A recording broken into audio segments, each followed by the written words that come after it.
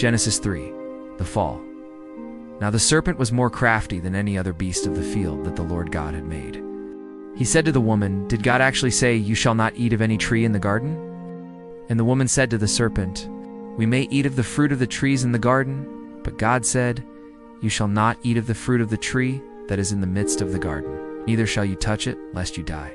But the serpent said to the woman, 'You will not surely die, for God knows that when you eat of it, your eyes will be opened, and you will be like God, knowing good and evil.' So when the woman saw that the tree was good for food, and that it was a delight to the eyes, and that the tree was to be desired, to make one wise, she took of its fruit and ate. And she also gave some to her husband who was with her, and he ate. Then the eyes of both were opened, and they knew that they were naked, while they sewed fig leaves together and made themselves loincloths. And they heard the sound of the Lord God walking in the garden in the cool of the day. And the man and his wife hid themselves from the presence of the Lord God among the trees of the garden. But the Lord God called to the man and said to him, "Where are you?"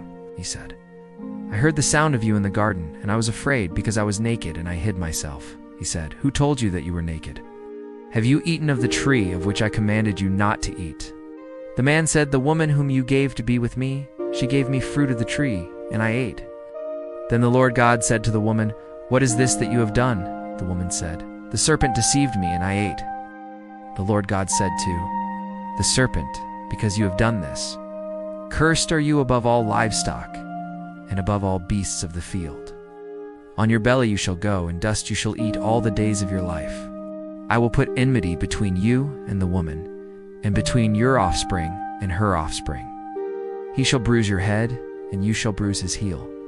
To the woman he said, "I will surely multiply your pain in childbearing. In pain you shall bring forth children. Your desire shall be for your husband, and he shall rule over you." And to Adam he said, "Because you have listened to the voice of your wife, and have eaten of the tree of which I commanded you, you shall not eat of it. Cursed is the ground because of you. In pain you shall eat of it all the days of your life.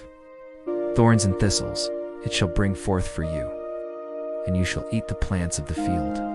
By the sweat of your face you shall eat bread till you return to the ground, for out of it you were taken, for you are dust, and to dust you shall return."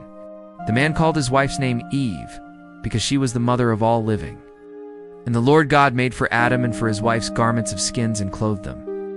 Then the Lord God said, "Behold, the man has become like one of us, in knowing good and evil.